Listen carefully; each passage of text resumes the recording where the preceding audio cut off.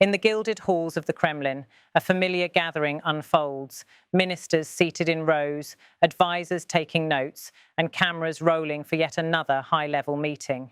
But this time, the tone is different. This is not a celebration of economic progress, it's an interrogation. Russian President Vladimir Putin, seated at the head of a polished conference table, does not mince words. His message is clear: slow economic growth is not acceptable and excuses will not be entertained. The meeting opens with a sobering statistic. Russia's GDP growth from January to July 2025 stands at just 1.1%, a modest figure by global standards. In isolation, it may not sound catastrophic, but in the context of war, sanctions, and internal strain, the number is not just a metric, it's a warning. Putin's voice cuts through the formal atmosphere with a pointed series of questions. Is this enough? Is this what we wanted? He asks his cabinet. Are we solving the tasks we set for ourselves? Or are other measures and faster tempos needed? The rhetorical nature of the questions is not lost on anyone in the room. This is not a man looking for affirmation. He is demanding accountability. The president then shifts to inflation, a persistent enemy in Russia's post-sanctions economy. In July, consumer prices rose by 8.8%. In August, the figure dipped slightly to 8.1%. Putin calls this a sign of progress, but behind the numbers lies a difficult truth. Even as inflation slows, it remains painfully high for ordinary Russians. Still, Putin offers some credit to the central bank and the finance ministry. He acknowledges their efforts to stabilize the macroeconomic situation, but he's not celebrating, he's calculating. The economy, he explains, is undergoing a so-called soft landing, a term often used by economists to describe a deliberate slowdown meant to avoid a crash. But for the average Russian family struggling with rising food prices and falling purchasing power, the landing doesn't feel soft at all. At the heart of this discussion is a much larger question. How sustainable is Russia's current economic path? After nearly 4 years of war in Ukraine, the government has redirected vast sums of money to defence, infrastructure in annexed territories, and support for pro-war industries. In his remarks, Putin references a new federal budget plan for 2026 through 2028, a financial roadmap that must now reconcile military ambitions with domestic realities. He notes that he and Prime Minister Mikhail Mishustin had a 2-hour overnight meeting to go over the budget line by line. The priorities: fulfilling social obligations, financing national projects, ensuring Russia's security. The balancing act is becoming increasingly difficult. The central bank has just cut its key interest rate in a bid to spur growth, but inflationary pressures continue to loom, and many analysts warn that rate cuts could further fuel price hikes. It's a paradox that haunts many central banks, but for Russia, isolated from the West and reliant on alternate trade routes, the stakes are far higher. The visual of this meeting is telling. Around the table sit some of the most influential figures in the Russian government: Finance Minister Anton Siluanov, Central Bank Governor Elvira Nabiullina, and top economic aides. These are the people tasked with steering the country through unprecedented financial turbulence. And yet, for all their technical expertise, their body language betrays discomfort. The president is not offering direction, he is demanding outcomes. Putin's tone, while composed, reflects deeper frustration. He reminds officials of last year's warnings that fighting inflation would require decisive, even painful, measures. He says they agreed on the need for a cooling of the economy, but now the time for theory is over. The time for results has come. And in a particularly striking phrase, Putin warns that Russia must walk on the knife edge, not too hot, not too cold, just enough to maintain stability without sacrificing momentum.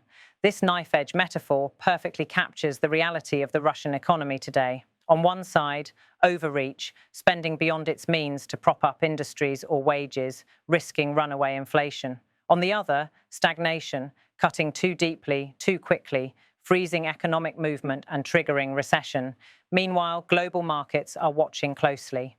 Western sanctions remain firmly in place, and Russia's economic partnerships now lean heavily on China, India, and parts of the global south. Yet even these relationships have limits. Moscow is often forced to sell oil and gas at steep discounts, a short-term lifeline, but a long-term vulnerability. Domestically, the picture is no more reassuring. Russian households have seen their real incomes decline. Consumer confidence is shaky, while unemployment remains low, largely due to demographic shifts and military mobilization. Job quality and wage growth remain stagnant. In recent months, protests over housing costs and pension delays have resurfaced in smaller cities, reminders that social tension, while muted, has not disappeared. And while state media continues to promote a narrative of resilience, behind closed doors, officials are scrambling to maintain order. The president's appeal for other measures suggests a new round of economic interventions is coming. These may include increased infrastructure spending, targeted subsidies for strategic sectors, and possibly even tax reforms to ease pressure on lower-income households. But critics argue these measures are band-aids, not solutions. What Russia truly needs, they say, is deep structural reform, a diversification of its industrial base, a reduction in bureaucratic inefficiencies, a crackdown on corruption that continues to drain state resources. None of these issues are mentioned in this meeting, not publicly at least. What is clear, however, is that Putin expects more, and soon. His statement, "Is this enough?" now echoes beyond the walls of the Kremlin. It is a question aimed not just at ministers, but at the entire machinery of the Russian state. It's a challenge to meet targets, to defend decisions, to justify leadership roles. In the coming weeks, the release of the 2026 to 2028 budget will reveal whether this meeting was a turning point or just another carefully managed performance. The Russian public, now used to belt-tightening and nationalist rhetoric, may not immediately feel the effects of today's conversation, but they will be living with its consequences. The numbers, GDP, inflation, interest rates, are only part of the story. The deeper issue is confidence, confidence in leadership, confidence in stability, confidence in the future. And right now, that confidence is fragile. So is 1.1% growth enough? That depends on whether your goal is to survive or to thrive. For Vladimir Putin, the answer is clear. It's not enough. The real question is whether his government has the tools or the political will to do something about it. In the first 7 months of this year, GDP growth was 1.1%. Question, is this enough? Is this what we wanted? Are we managing to solve the task we set for ourselves, or are other measures and faster tempos needed? As for inflation, the trend here is quite clear. If in July the growth of consumer prices was 8.8%, then in August it was 8.1%. Now the trajectory of inflation reduction is lower than the forecasts of the government and the Bank of Russia, Russia's central bank. In other words, efforts to reduce inflation are giving results. We are holding a series of meetings on the outlines of the country's main financial document, Russia's federal budget, for 2026 to 2028, its main priorities. Mikhail Vladimirovich Mishustin, Russia's Prime Minister, and I discussed all these issues overnight from 2 days ago to yesterday for a long time, probably for 2 hours. These issues include fulfilling social obligations, financing national projects, and ensuring Russia's security. Last year, we talked about everything that was happening in our economy. We talked about the need to take the necessary measures to combat inflation, to strengthen macroeconomic stability. We agreed that this would inevitably lead to a cooling of the economy, to its, as we said then, soft landing. The general opinion back then was also that it was necessary to walk on the knife edge, where we would neither undermine macroeconomic policy nor overcool or freeze the economy. В числе этих вопросов исполнения социальных обязательств, финансирования национальных проектов, обеспечения безопасности России. Но еще в прошлом году мы с вами говорили, обсуждали все, что складывается в нашей экономике, говорили о необходимости принять меры, необходимые по борьбе с инфляцией, по укреплению макроэкономической стабильности.